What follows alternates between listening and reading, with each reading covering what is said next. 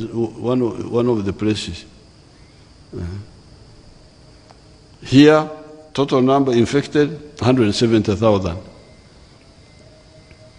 Why? Because of the stringent measures we took. Sending 15 million children home. And in time, abana bonna mudde yawaka. Biki okusoma biki abawala bagenda kufuna embuto kizibu naye embuto sikufa kizibu nakyo kiri awo tunakifunira eddagala, but it's not dying. These children getting pregnant, it's a problem, but it's not dying. So all that confusion, people trying to divert us, to oppose. But you see, I think the Minister of Health should get time and show you total number of infections country by country, country by country, country by country. Then those who died, 3,632. If you compare with other countries, a big number, much more. But even here, we still have obujemu banantabuulirwa abasabala n'ababumba, the ones who who don't listen, who cannot be advised. Now, the biggest weapon initially, when Corona started, went to the Bible. Went back 2,000 years. The story of the lepers who came and stood far and shouted at Jesus, said, "Lord, you help us." You can imagine 2,000 years ago, people knew you could avoid sicknesses by what we now call social distancing. That's what the lepers were doing. It was known, you don't omugenge tosemberera bantu, tosemberera. Lepers don't come near other people. They stood far and shouted. That's what we did with Corona when it started. Decongest. Our children go home. The people in the markets, don't come to church services. Don't go to dances. It was the principle. Don't congest. Because if you congest, it will be easy to. That's what we did that time. That was the main method. That's why we have 170,000, a population of 43 million. You go and compare with other countries who are playing politics with this, not telling their people the truth. But the good thing with this one, of course, Corona was more serious than Ebola because it was going through the air, through breathing. That's why this social distancing was the solution.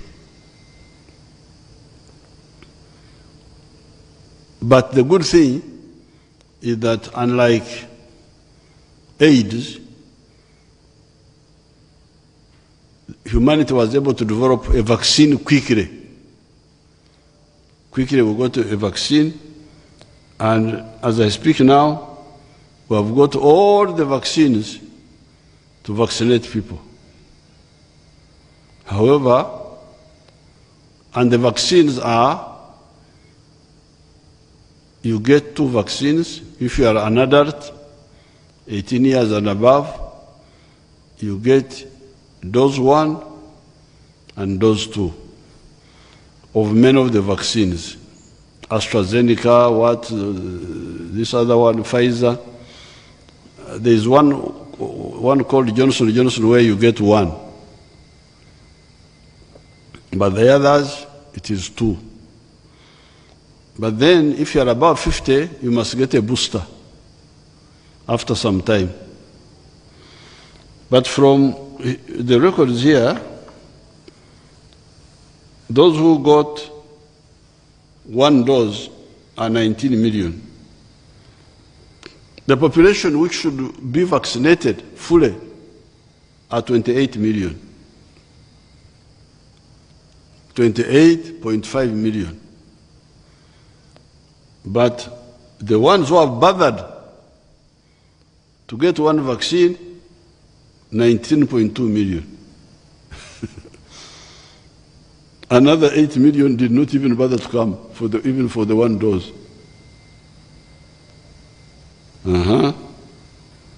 Then, now, these 28 million include the ones above 18 years old, who are 22 million, and then the 12 to 17 years, who are 6.5 million. Abana Nabo, the ones of 12 to 17 should be vaccinated. So those are 6.5 million plus 22, altogether 28 million. But of those, Bananta Wujwa, Yasabara Nabwa, the one who traveled who made a boat out of clay, yet he was told that clay does not make boats. The ones who have bothered to show up for one dose, 19.2 million. That means another 9 million. They have not even bothered to come for even one dose.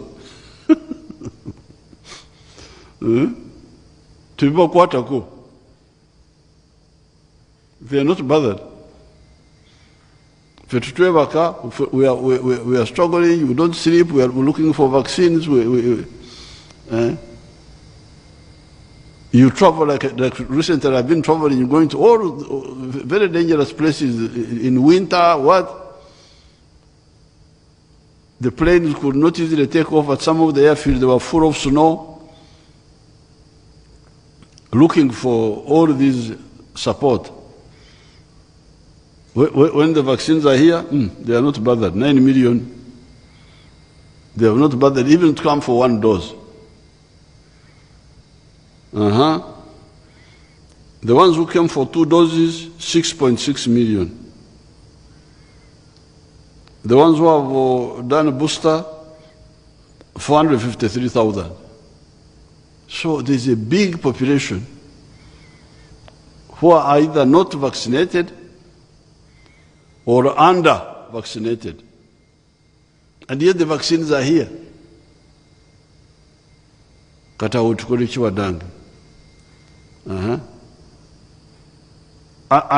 those who are not, because it has been established that when you are fully vaccinated, you may still get the corona, but you will not be very sick and you will not die. I don't know how effective you are, because you can still infect when you are fully vaccinated. Minister. Yes, Excellency, you can infect others if you get corona. You can infect others.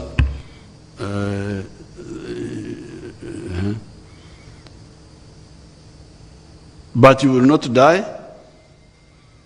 and you will not be very sick. This is the savvy. And I don't know, maybe some of them will even don't get infected. I don't know. Because of vaccination. What do you say about that? Excellency, it is true. Yes. Some don't get infected. The ones who are fully vaccinated, some don't get infected at all. And those who are infected, but with full vaccination, they don't get very, very sick, and they don't, certainly, many of them they don't die. And there are advantages in that, because if you are not very sick, that means you will not congest the hospitals. So hospitalization will be small, and the few who go to hospital will be attended to, because the hospital staff are not overworked. So it is a big saving. Now, but these people have refused to be vaccinated. So therefore, I appeal to these 9 million rebels, Abajemu, go and be vaccinated, please. Go and get a second dose. No, those are the ones who never got vaccinated at all. You go and get the first dose. Then the other ones, the ones of second dose, more than 20 million. More than 20 million did not bother to get the second dose. And the ones for the booster, those are like another 3 million or so. Because these are the elders. These are the 50 years and above. So therefore, we still have here Bananta Burirwa in the issue of corona. Yet, corona is still there in the world. COVID-19 remains a threat globally.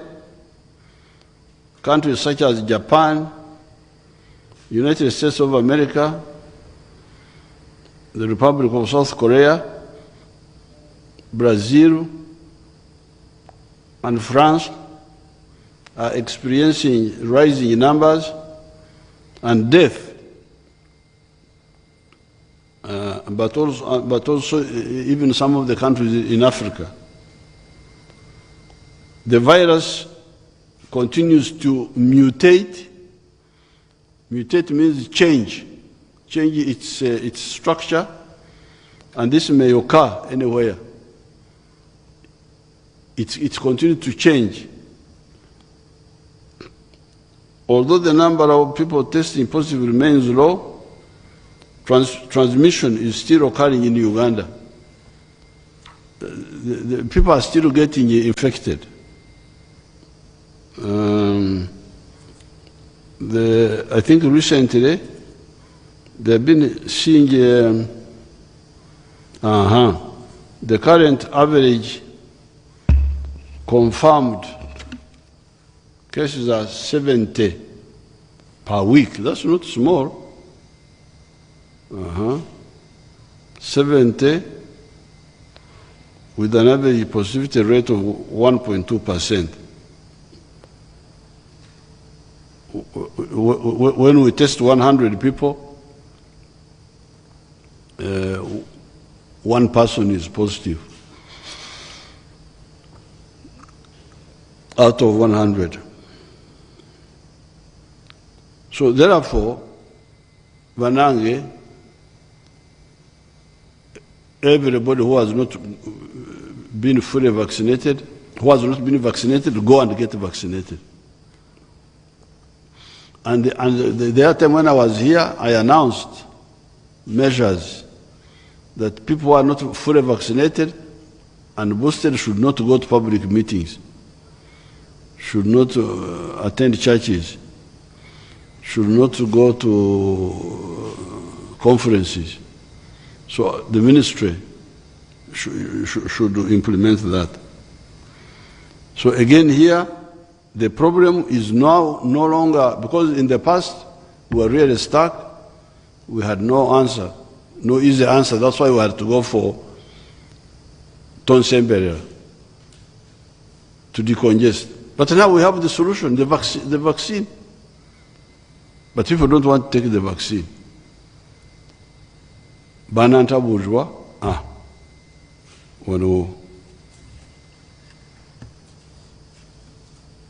Now, then another problem is the problem of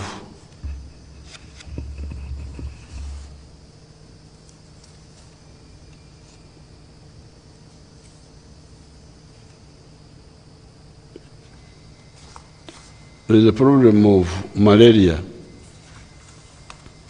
Malaria is also becoming a problem. Malaria transmission in Uganda is perennial with two seasonal peaks between April to June and September to November. Malaria cases were 11.3 million in 2021. However, this year, 2022, 14.3 million people have already got malaria. In 2021, a total of 2,773 people died of malaria. As of October 2022, a total of 2,489 have already died. So the people who are dying from malaria are almost as many as the ones who died from corona.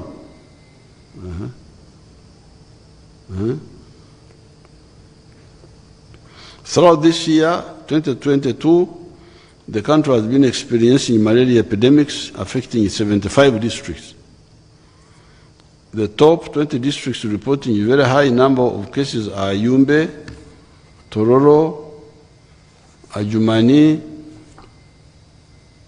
Kamuli, Agago, Wakiso, Kasese, Iganga, Kibuku, Pader, Lamuo, Terego, Busia, Butareja, Oyam, Mayuge, Isinjiro, Budaka, Kampala, and Bugiri.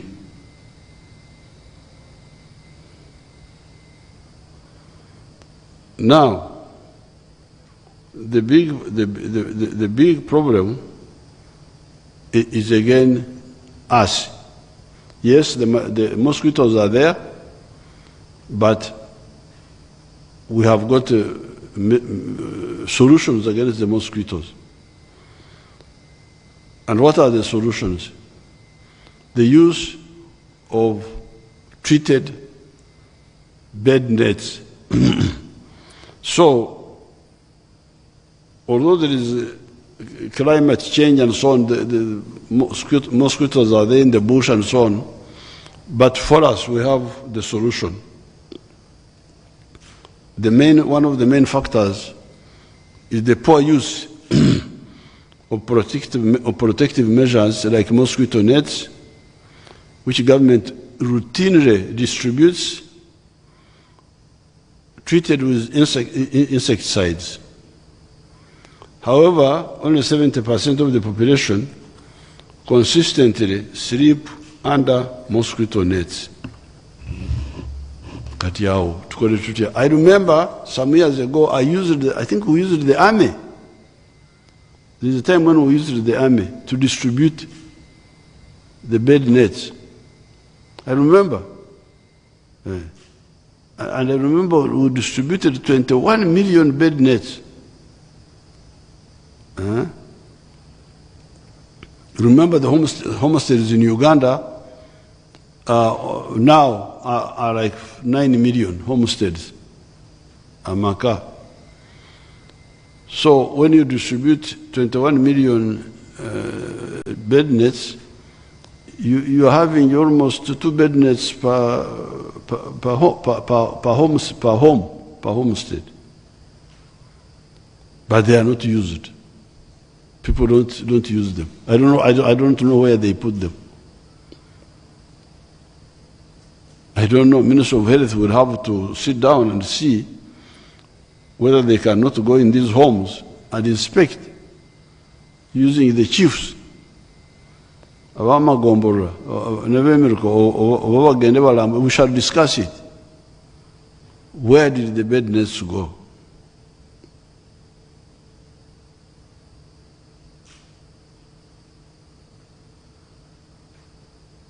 There was the spraying of walls. What happened to that? You tell us, Jane.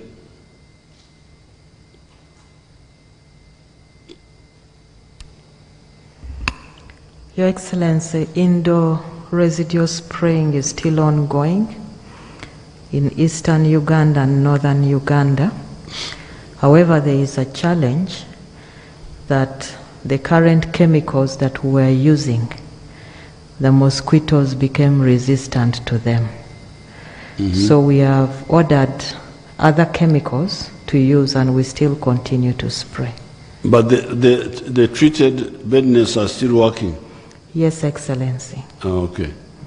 Because you see the treated mosquito bed net has got a chemical.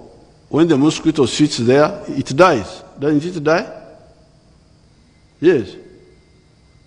The bed net kills it protects you. The mosquito doesn't reach you because you are inside, but it also dies, isn't it? Yeah. So, if we had listened, there are other measures we are looking at, like the larvicide, use of the larvicides. We have been talking about it for a long time, but that is to be done by the government. Now, you in your area, clearing bushes around you, around your homestead, removing stagnant water and empty containers around your home, because the mosquitoes like to be in those, to breed in that stagnant water. And sleeping in mosquito bed nets, under mosquito bed nets. I sleep in bed nets. I cannot sleep anywhere without a bed net. Even when there are no mosquitoes near me.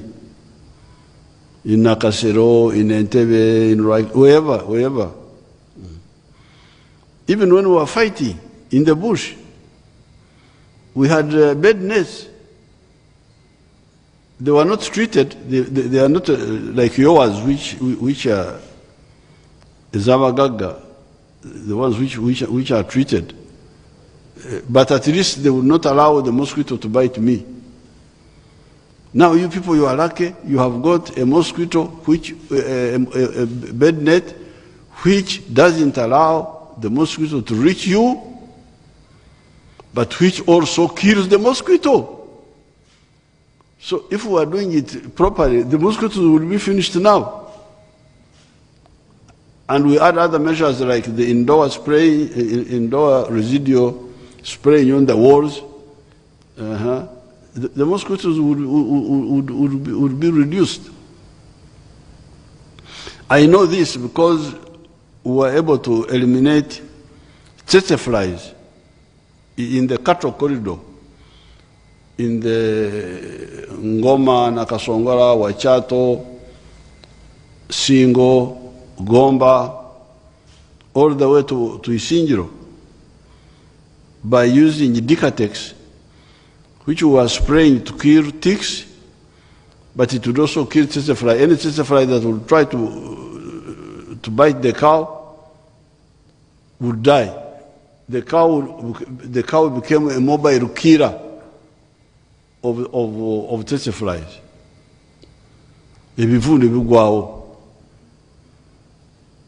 When I first came to Kisozi, there was some biting flies. They are no longer there.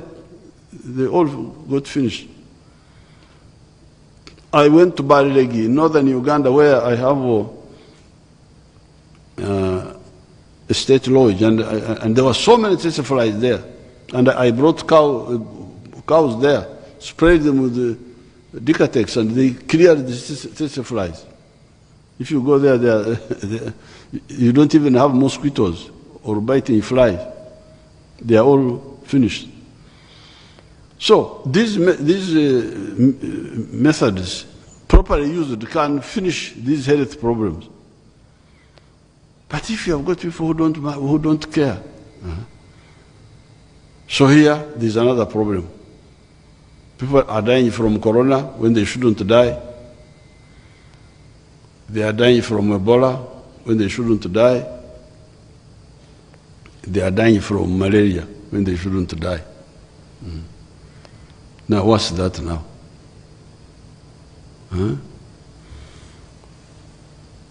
The final item on health I want to comment on is HIV/AIDS. The other day we were in Rukunjiri on AIDS Day, and I was looking through the briefs and the messages. We have in Uganda 1.36 million people, no, 1.45 million people who have got the virus, who are living with the virus, HIV.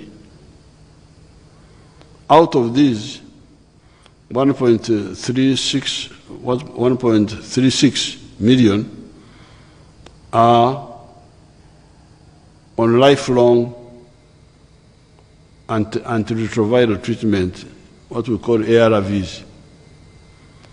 They are being treated with these medicines, which doesn't allow the person who has got AIDS to die, saves him, doesn't die, doesn't eliminate the virus completely, but it suppresses it and the person lives.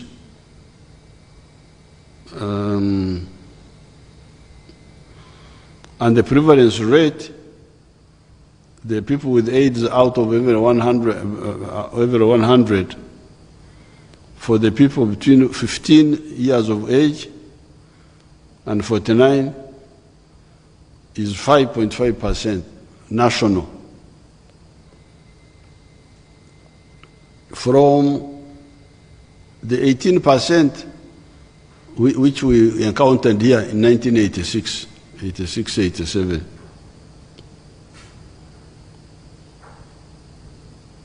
The problem, however, is that we are getting new infections. 54,000 new infections occurred in 2021.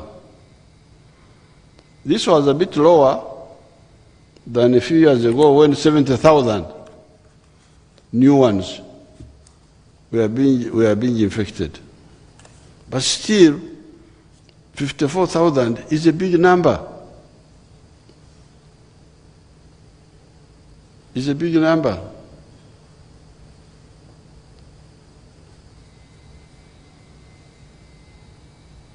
Now, of the new people who are being infected, many of them are between 15 years and 24 years. Our young people are getting infected. We have made gains in reducing AIDS death, which dropped from approximately 25,000 in 2015 per year, but we are still losing 17,000 people every year from AIDS. So people are still dying from AIDS. Why? Because even when they are put on the drugs, they don't take them consistently. Again, they neglect. You can imagine now. So you see how many people are dying from when they shouldn't die. Ebola, people are dying when they shouldn't die. Corona, people are dying when they shouldn't die. Malaria, people are dying when they shouldn't die. Now, AIDS, even when there is medicine to prolong life, they don't follow, and we do 17,000 every year. But also, on the issue of AIDS, I saw a danger in the message, the messages. The messages were saying now, take antiretroviral drugs. When you take them, you don't die. And you live a fairly normal life. However, when I checked, can somebody who is living on drugs against AIDS, can he do, for instance, can he join the army and do army work? They say no. If you put him under physical pressure, he will collapse. So, please, don't get the message that getting AIDS and getting drugs solves the whole problem. No. It means when you have the virus, you are really a form of PWD, person with disability. Yes, you will not die, but you will not use your full potential. And when we talk of exertion, it is not just only physical exertion. I think even mental, intellectual. Because, for instance, we had one of our people who was doing, who was living supported by these drugs, but went for a course, not physical, but course for writing, reading, what, and he died. I know somebody, one of our very good people. Yeah. So the disability which AIDS brings you is not only from physical. For me, I saw even intellectual, mental exertion can lead to the collapse.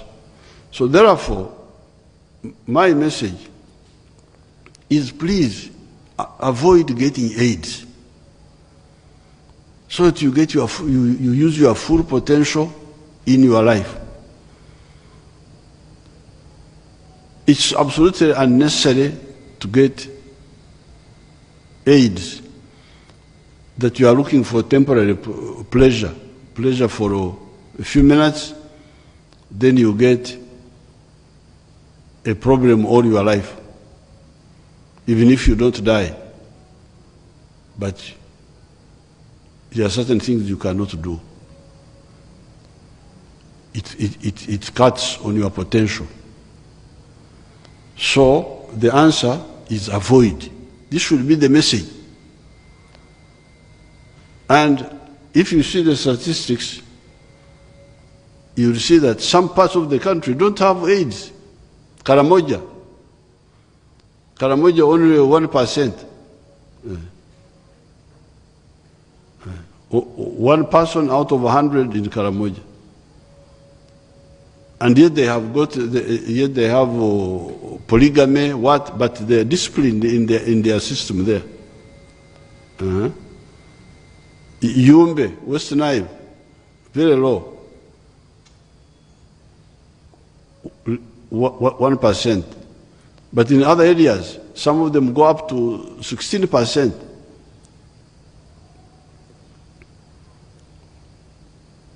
So it is really behavior. Behavior is the main issue. And that's what should be emphasized. Instead of emphasizing so many other things, condom use, I don't know what. Why do you have to go with people whom you don't trust? Why? What are you looking for?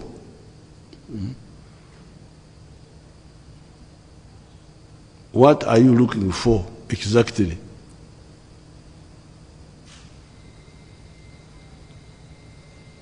Sex should be very intimate with people you 100% sure of.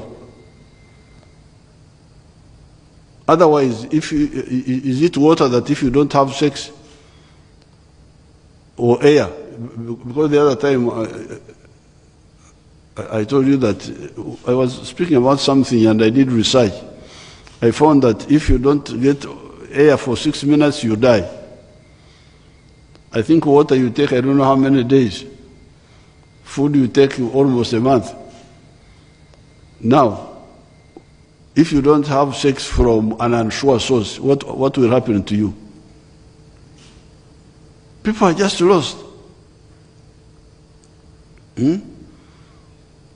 Why should you have sex from an unsure source? What for? What are you looking for?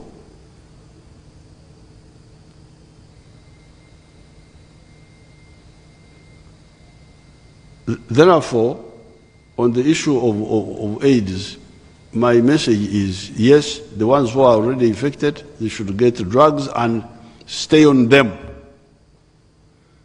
We don't want these 17,000 who are dying every year. But secondly, don't get infected at all, because when you get infected, yes, you will have the life-prolonging diseases, but still it reducts on your potential. So those are the points I wanted to mention on health.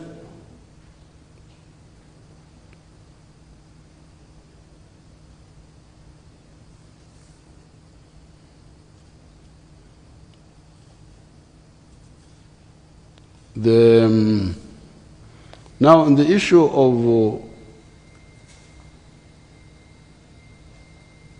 of crime, you have been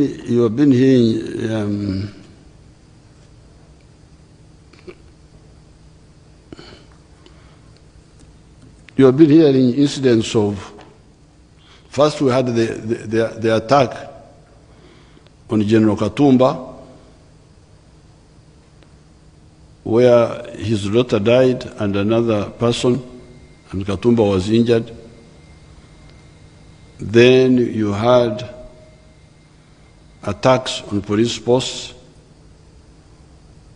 There were attacks in the Bukomero area. Then the other day you had some attack in Busika. And recently we had a cross-border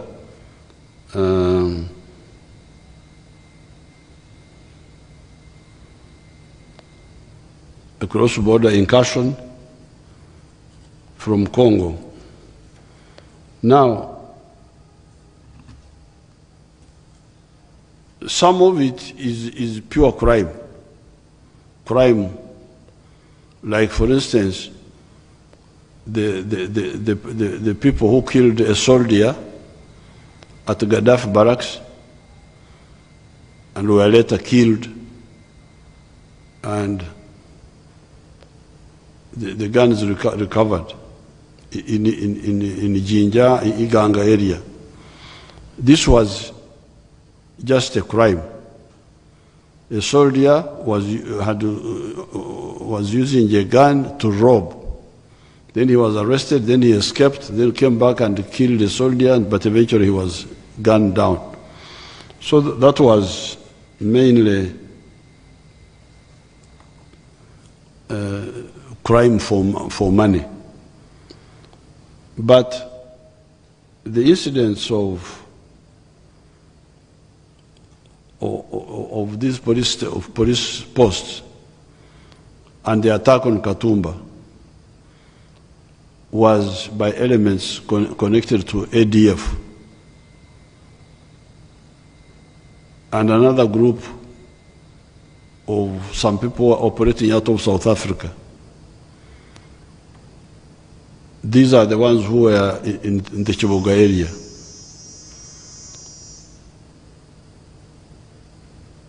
But as I told you, it's really foolishness to think that you can commit crime in Uganda under the NRM and you survive. As I speak, and you remember I told you that the other time when we were having the end of the year, I told you that anybody who kills people will be arrested or killed if he tries to resist.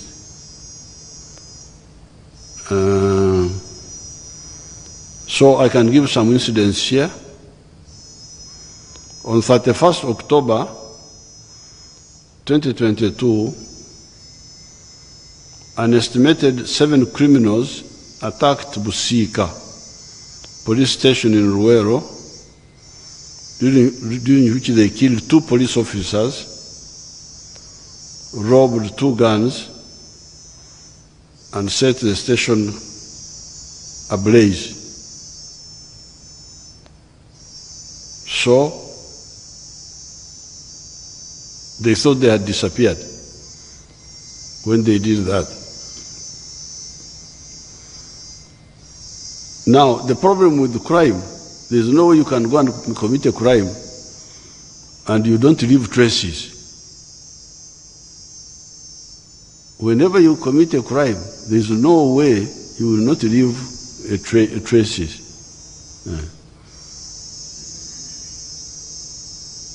Oba akantu ako nankabira okavunule kanvunula akantu ako kateeke mu lulimi olwa wano Great Lakes.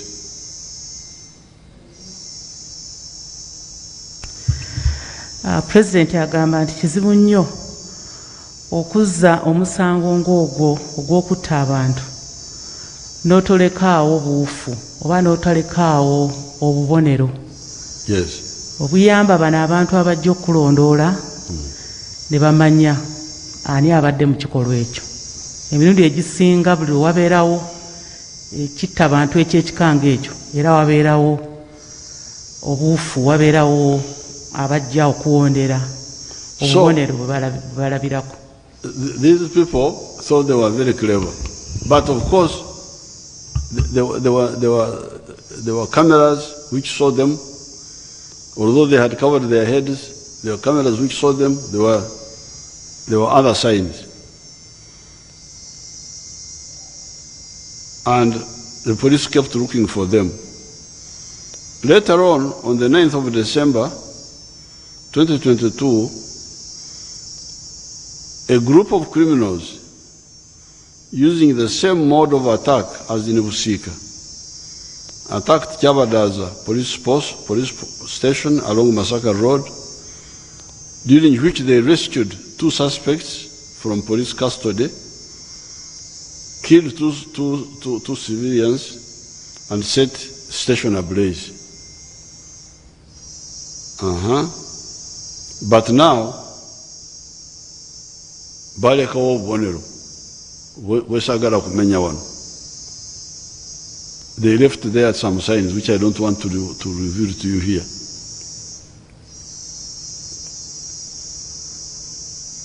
Now, using those signs which they left now, security forces have been hunting for these groups until Friday, 16th December 2022, when police teams raided a suspected ADF cell in Maganjo, where 2 suspects were arrested. And then, after arresting them, they found out that these were ADF connected with Congo and so on. And then, of course, the security forces got more bobonero now, more clues. And then they confirmed that the ones who had attacked Usika police station on the 31st of October, killing the 2 policemen and robbing the 2 guns. They are the ones who killed the cow of Buko. You remember there was a cow of Buko who was killed. He was called Mr. Gwang at Matuga.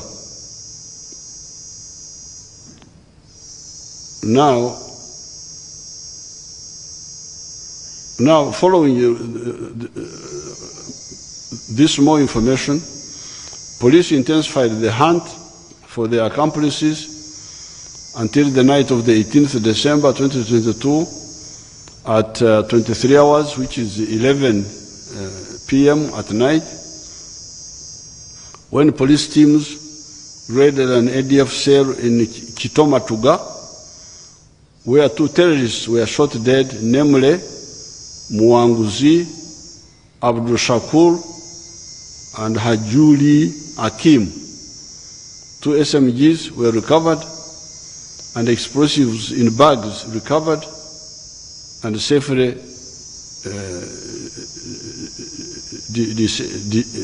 detonated by the police bomb squad. Evidence of detonators and other explosives and metro bars were found.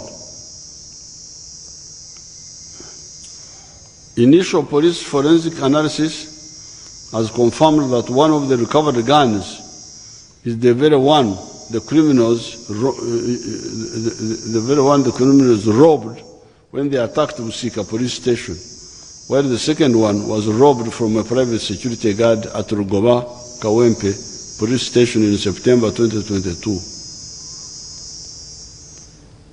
So now, this group now is fully accounted for. There are still a few members of their group whom they are hunting.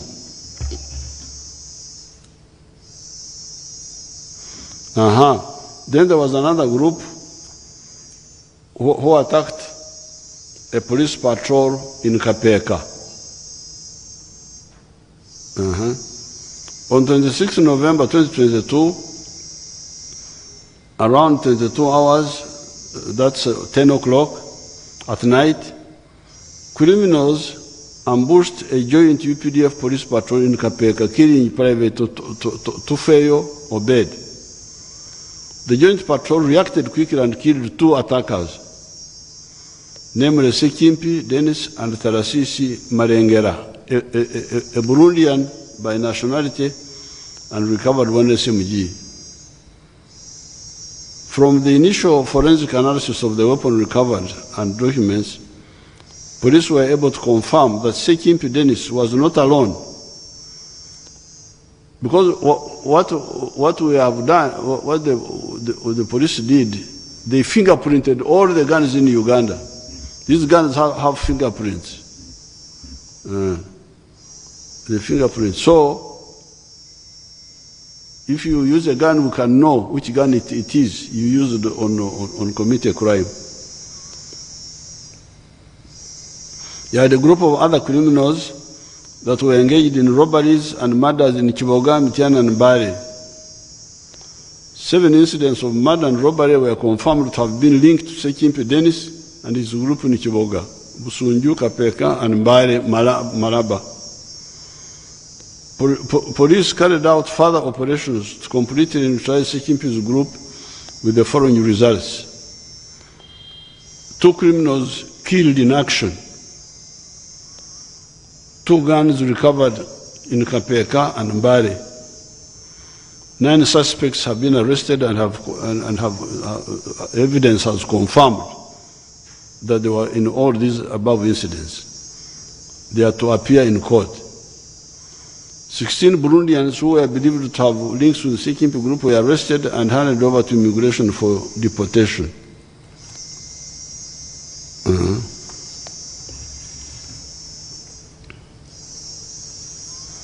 Now, I have already told you about the ones who attacked Gaddafi barracks. Those were killed again. I've already told you about those.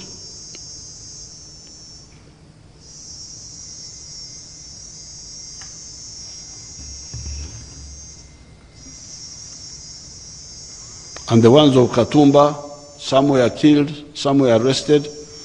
They are now in court.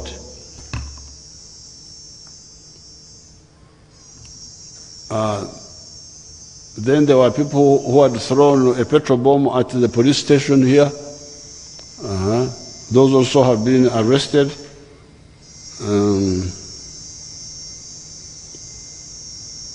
Then the Bijambia groups were arrested. You remember the Bijambia massacre? They were arrested.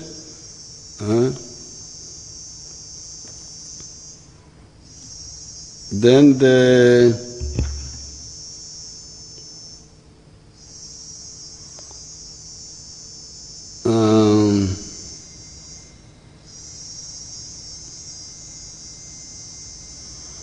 maybe let me read this one for you.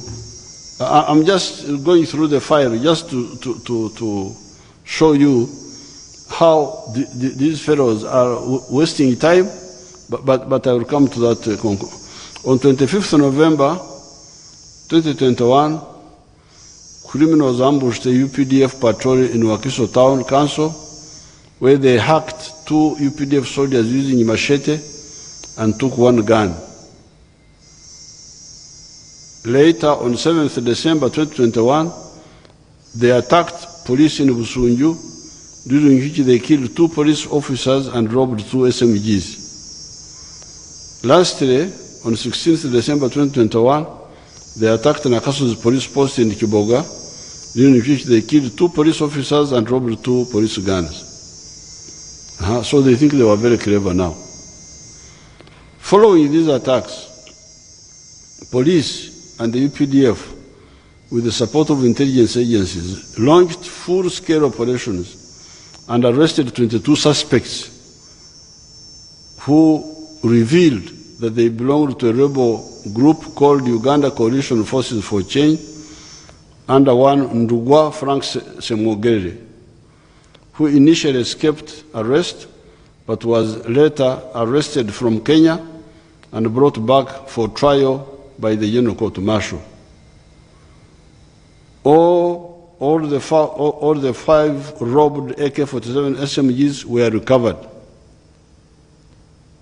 The 22 suspects, including their overall commander, one Semogere Ndugwa, have been charged before the General Court Martial of offenses of murder, aggravated robberies, and so on. So that group is totally accounted for. Now, lastly, the other day, when I was in the US, a group of 40 came from Congo.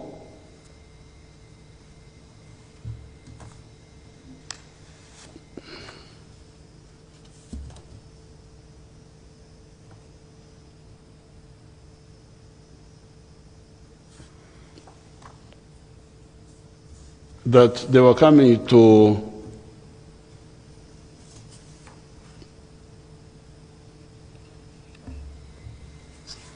I think this is the one. Let me read it for you. On 13th December 2022, at around 600 hours, early morning, that is saa 12 za usiku. You know, there is confusion by the English. They say 6 o'clock in the morning. You know, morning is, for us, we count from the first hour of the night. So here we are talking about saa 12 z'ekiro. From, it's now, I think now, it must be now about the 3rd hour of the night. So you go on counting until 12 hours. So saa 12 za asubuhi za usiku. The civilians called on the UPDF border detachers of Chapa and Kayanja 1 by use of telephones and informed the soldiers that the enemy had crossed River Semuliki and entered on our side. Quickly, the border detachments informed their commanding officer, 8th Mountain Battalion, Lieutenant Colonel Saul Bishusha Nabimanya. He organized assault squads who advanced using convergence battle formations, approaching from 4 approach routes. They intercepted and attacked the enemy around the villages of Chapa, Chove, Kayanja 2, Bweramure Junction. That enemy group came from Mambasa territory at the river Ituri, in Ituri province,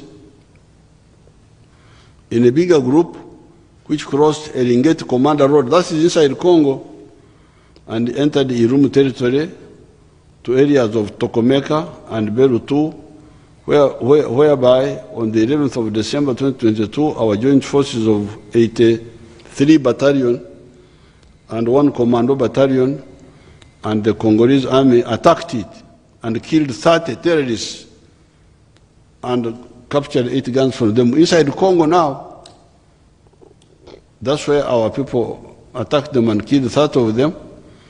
And on the 11th of December, and captured 8 guns, and rescued 19 abductees. That bigger group was under a rebel commander called Mzee Mayor or something like that, and another called Rafiki, who are coming to join another enemy commander called Mahamudu Rumisa of the place called Maitatu. Thereafter, that thorough beating, when they were beaten inside Congo, the enemy commander, Mahamudu Rumisa, sent this group of 40 fighters to come to Uganda, kill civilians and loot their properties. In their foolishness, they thought that now that they are being beaten in Congo, if they come to Uganda, maybe either Uganda is the soldiers are less or what. I don't know what they thought.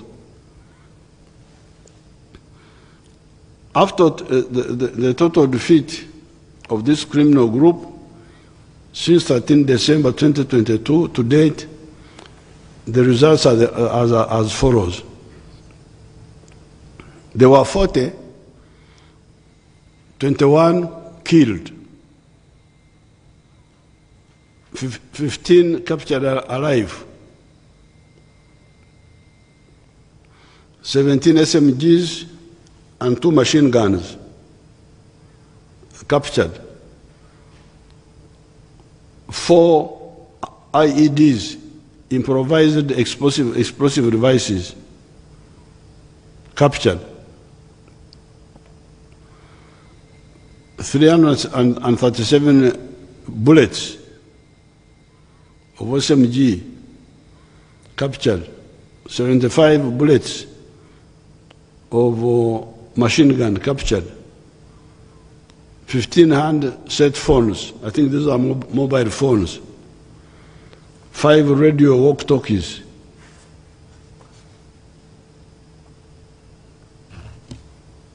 On our side, 1 soldier was killed, 1 soldier was wounded, 1 civilian was killed, 2 civilians were injured. So therefore, out of the 40 who crossed into Uganda, 36 are either dead or captured. The one we don't know where they are 4.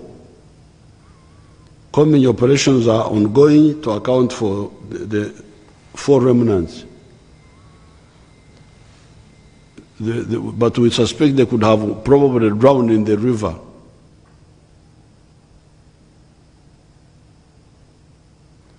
One of their commanders, called Yakute, could have died, could have drowned. The other 2 commanders were killed because they were identified, Madison and Cheswa, somebody called Cheswa. So therefore, I am saying all this to really, first of all, inform Ugandans not to worry about these people, these groups. The UPDF is so strong. It's just a joke to think that you... Now, under President Kabila, who allowed them to stay there, have gardens, have what? Steal people's property, steal... They grow cocoa in that part of Congo. They grow a lot of cocoa. During the harvest season, these terrorists would come and harvest people's cocoa and sell it.